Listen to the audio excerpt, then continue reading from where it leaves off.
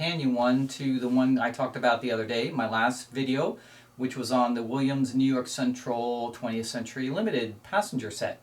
So I told you I bought that set because I had an engine, which is right here in this box, that I was going to pair them up with. And so I'm really excited about this one because this is one of my favorite engines of all time.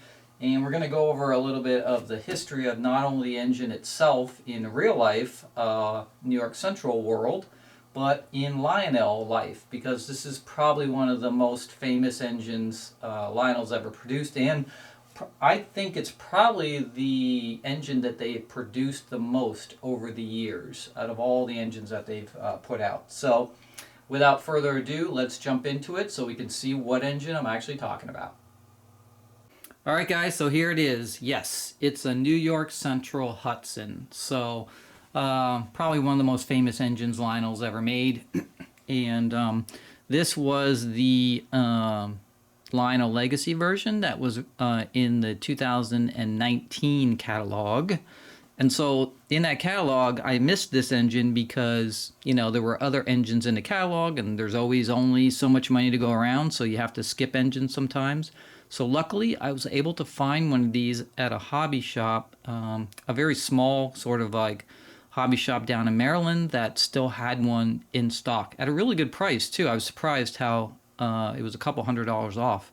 So, so this is the engine. So before we get into the details and the operation of it, let's just talk a little bit about the engine from both perspectives, from the model railroading industry with Lionel and then against the real engine on the New York Central Railroad. So let's start with Lionel. So first of all, this engine, the Hudson, was the first mass-produced scale model that Lionel actually did, and it was back then in 1937 when this all started, it was the 700E. And the E just meant it had an electronic reversing unit, or the E unit in it. But basically, Lionel has reissued this engine in 37, 46, 47, 50, 64, 84, 1990, 2001. And then in the 2010 catalog, they actually had a Vision Line version of this engine, which they took the original 700E tooling and then added electronics and things like that. It had the swinging bell on it and different features like that. But that's the year they did the Vision Line version of it. And they haven't touched it since then until this series of engines came out. And these 2019 models, when we go over it, I think are some of the most detailed ones they've actually done in the Hudson. So these are some of the finest ones I think they've ever made in this particular engine.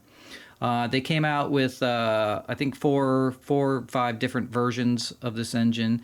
This one happens to have the PT tender, so we'll talk about that and what that actually means on it.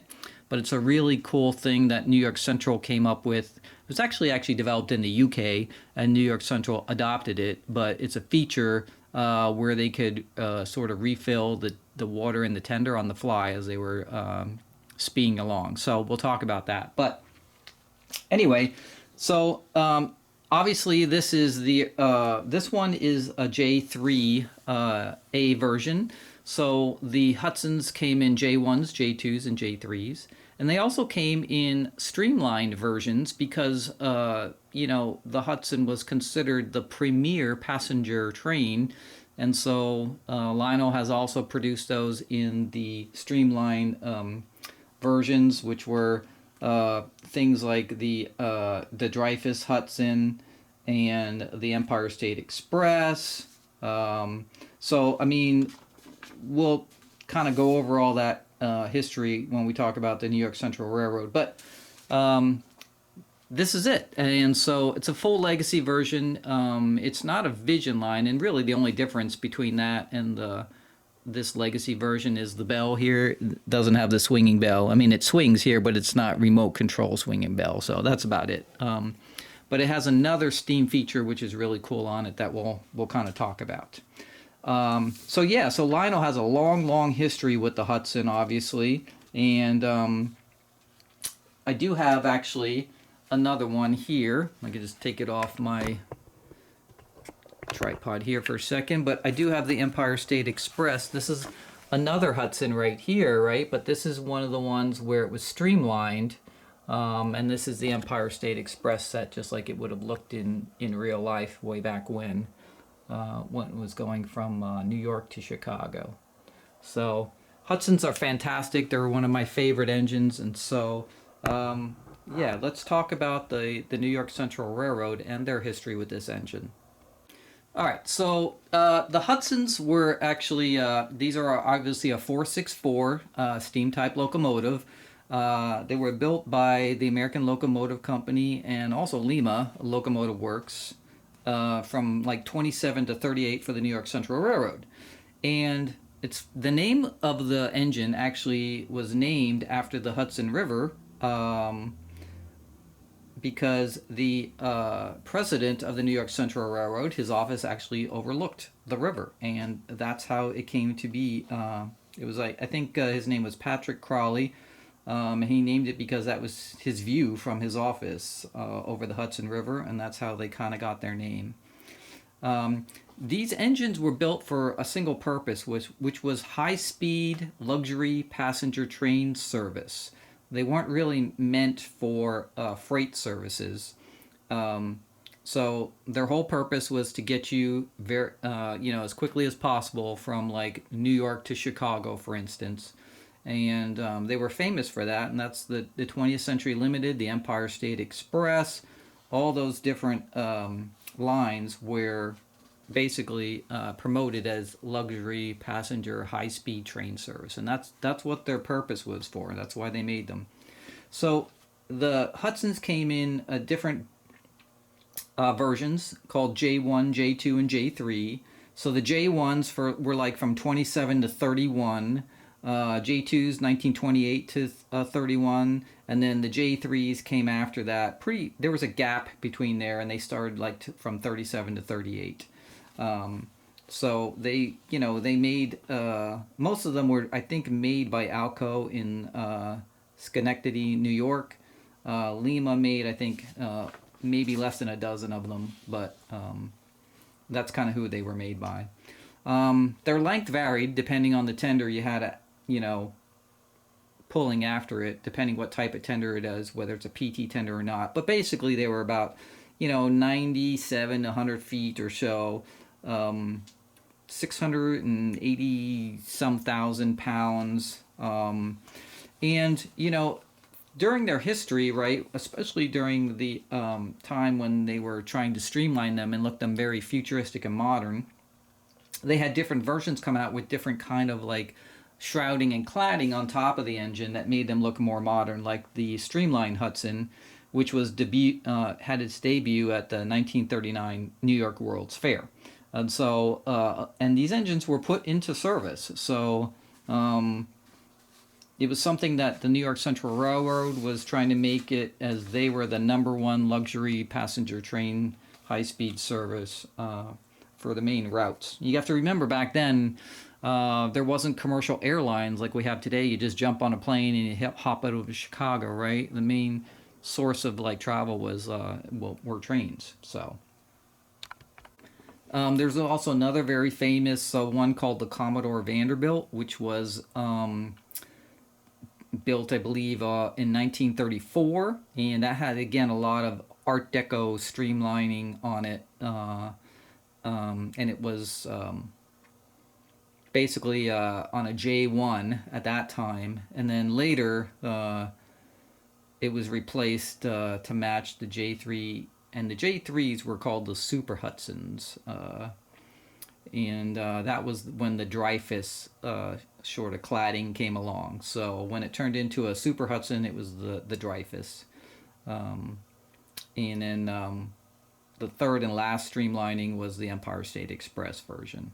So now the Hudsons, they had, because they were meant for high-speed passenger service, their power was kind of at their top speed, but they were pretty poor performers at low speed.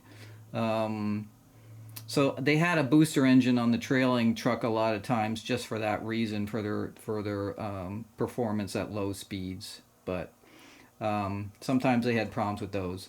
Now, this particular engine has a PT tender on it, and we'll talk about, you know, what that means and what it does. But it's super cool, this concept that was developed in the UK and then sort of transferred over to the US on how they did this, to refill these tenders. And this one has a little feature on it that sort of simulates that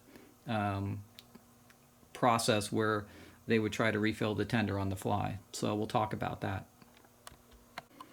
Okay, so this engine has a feature on it in the tender itself. It's called the water scoop feature, and it is actually smoke that comes out from the tender here. But what it's supposed to simulate is the process where a train was trying to refill its water in its tender on the go. So this is a cool part of railroading history. So the British in the UK developed this thing called the water trough or the track pan, which was a method that you'd be able to refill a tender's water, because obviously steam engines use a lot of water.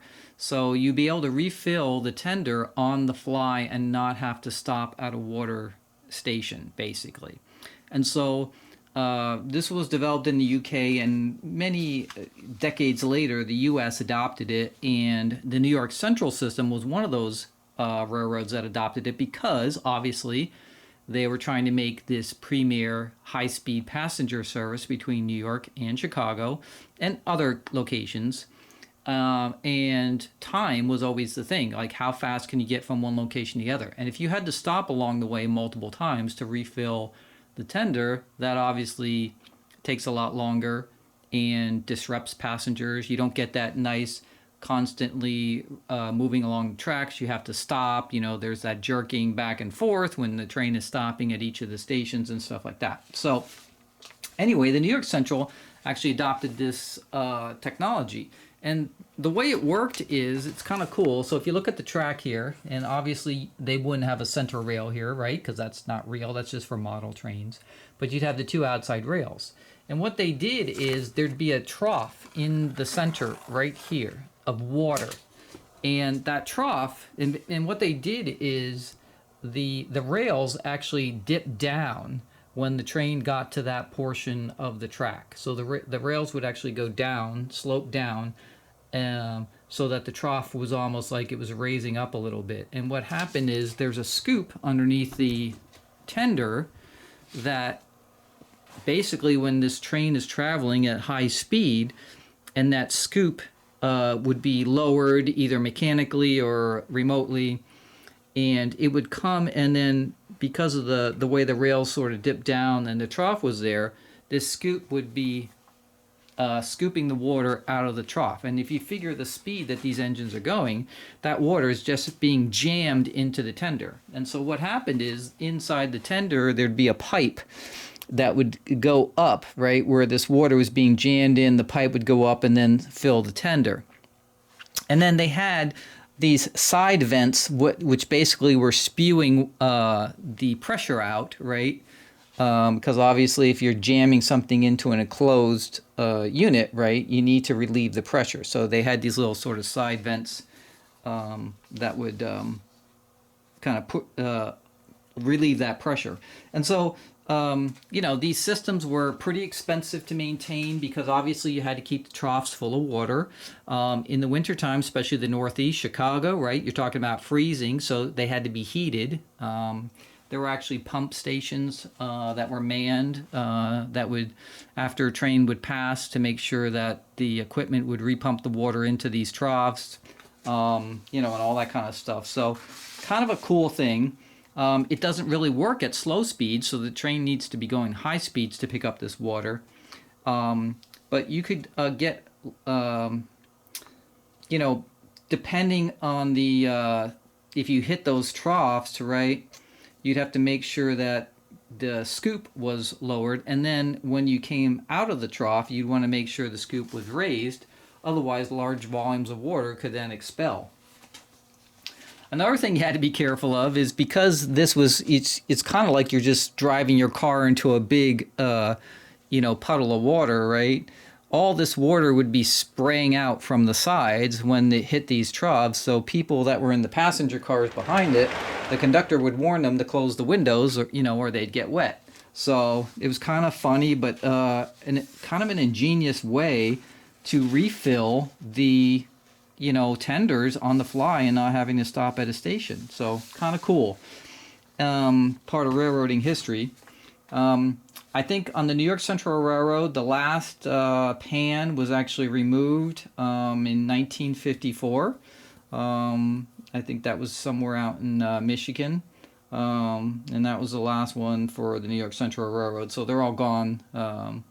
But really kind of a cool piece of railroading history. That what they've done here is they've used a smoke unit. So when the engine is moving along, you can activate it and it will appear, smoke will kind of look, it's supposed to basically look like the water shooting out the sides and everything as the train is hitting that water trough. So that feature was on, I believe, 2 of the 4 models that Lionel put out. In 2019 catalog, they had 5 of these. One was in a set, in the pacemaker set, which actually had Pullman cars, passenger cars behind it. I wish I could have gotten that set because that set has the correct cars that go with it for this J3 engine. But that one didn't have a PT tender, I don't think, on it. So this one, this 5413, actually does have that tender with that extra feature, which is kind of cool. I don't have another engine that has that feature on it, so that's really neat. But they made 2 with the PT tender and then 2 without the PT tender, without the scoop effect. So, all right, so let me get this set up here, and then we'll power it up, and you can see how it actually operates. Or maybe actually first we'll go through the details of the engine. All right, so let's actually look at the engine a little closer right here. So hopefully this all zooms in and it looks, you can see everything. If the lighting's off, we can hopefully change it a little bit. But we got fantastic detail on this one right here. You can see I've got New York Central plates and number boards on the front. Obviously, I've got headlights and the marker lights on the front here. We got scale couplers. And all the detail right there on the chains and everything. Really great detail. You got the steps going on. A lot of separately applied details on this version that Lionel made. Look at all this fantastic riveting detail at the top here. Really nice. It's got a brass bell on it. This one obviously has the main smokestack, and it also does have whistle steam on it.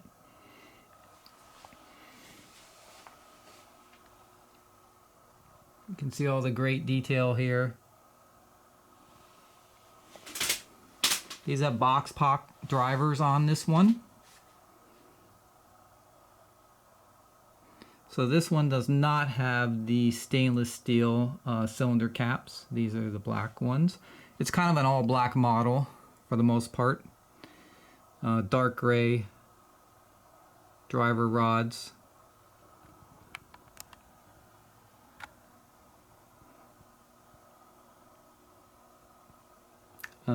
These rear trailing trucks are really nice.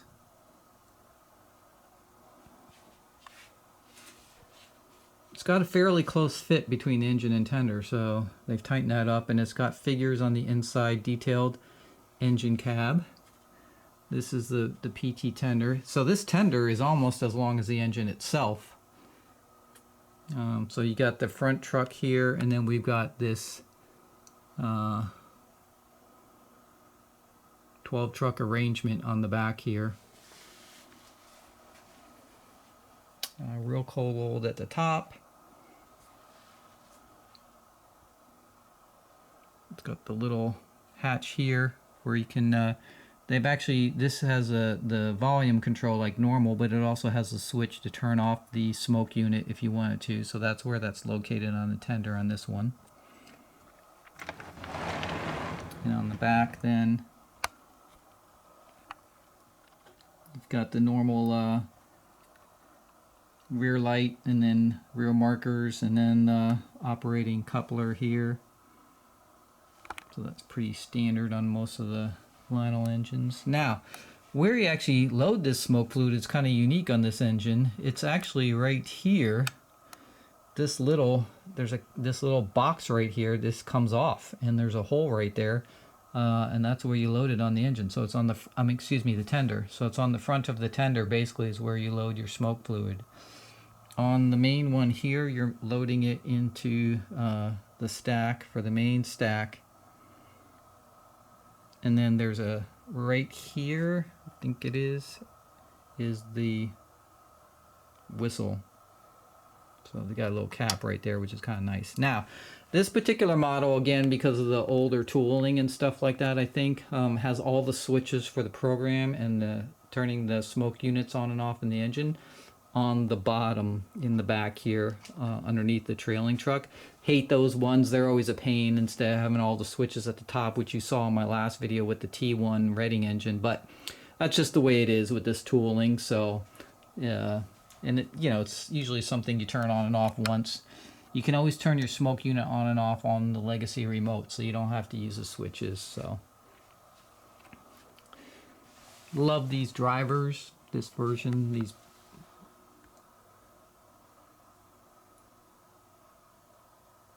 So, yep, so that's pretty much it. And it has all the standard features. You've got the coal bed and everything else that glows, and all the other things. Now, again, because of the tooling on the top here, these little hatches here, they don't actually open. They're just molded in right here. But still, fantastic detail on it overall. So let's power it up and see what it sounds like. Alright, so let's power it up. This is the yard office. Do you copy? Copy that. Go ahead. Over. Hold for track orders. Over. Acknowledged. Out.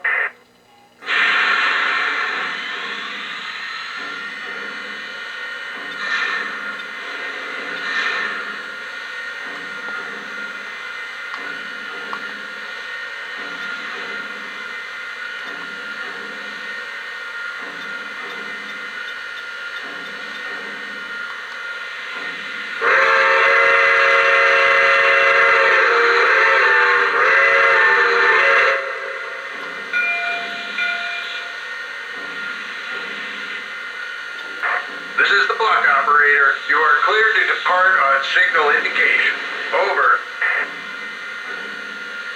We're knocking down your home signal now. Out.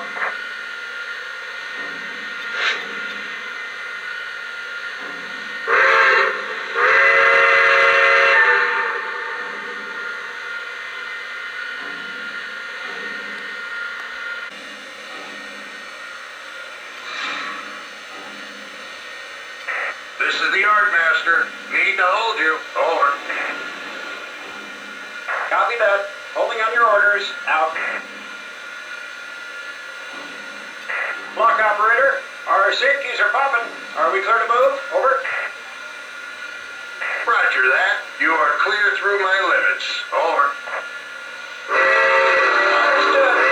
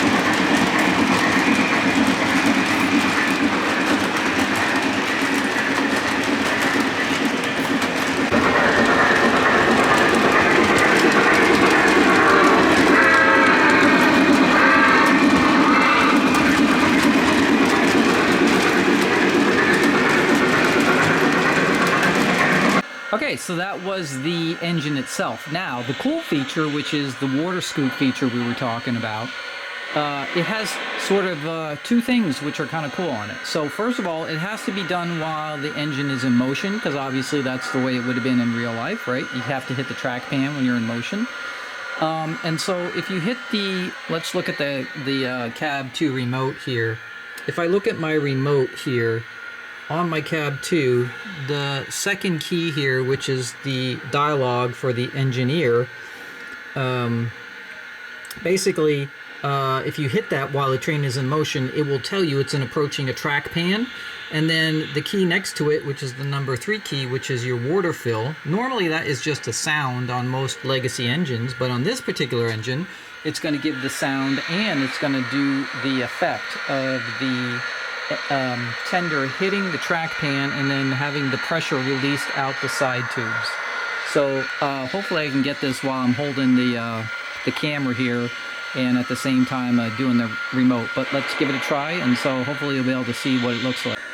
Alright guys, so the way this water scoop steam effect works is on your legacy remote you're going to do aux 1, and when you do that you're going to have the engineer button right for the talk, and if you hit that while the train is moving, he will say that they're approaching the water tray. And then right next to that button is the water refill icon. Now normally that just makes a sound, but this time it's going to actually make a sound and have the steam effect coming out of the exhaust or the pressure vents on the side of the tender. So these 3 little vents you see right here. And then after you release the button, so it'll keep spraying out the steam effect or the water effect as long as you hold that button down. After you release the button, you have 20 seconds, and if you hit aux 1 and the engineer again for the crew talk, he'll say that he's collected his water. So we're going to try to get this done. I'm holding the camera and trying to do the remote at the same time, so it's a little tough. We're not going to go, I'm just going to go a slower speed so I can capture it, but normally you'd be at a much higher speed, obviously, if it was more realistic. So let me get the engine moving here. Oops, wrong direction.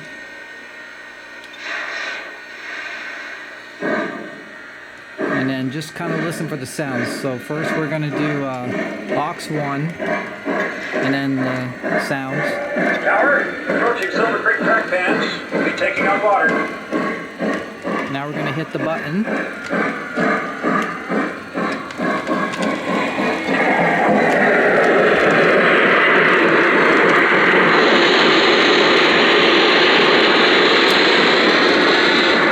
Now we're going to hit aux 1 and sound again. All clear of the pans at Silver Creek. The tank's full. Now.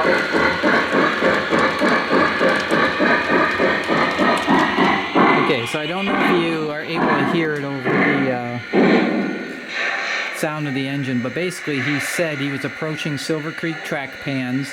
You saw the effect when I held down the button, so it's basically, it's steam, but it's supposed to represent water spraying out all over the place and then coming out of the exhaust vents there for the pressure. And then again, if you hit aux 1 and the engineer talk, you'd get the that they've cleared the track pans and filled the tender. So let's try it again. I'll back it up and then we'll just give you another shot at it so you can hear it and see it. Tower, approaching Silver Creek track pans. We'll be taking out water.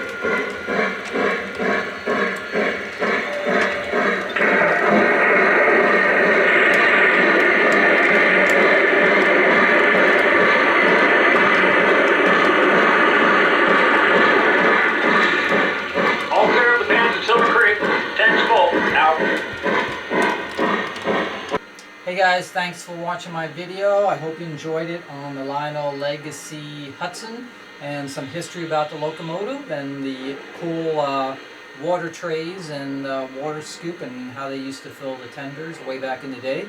So that's it for today's video, and I'll see you next time.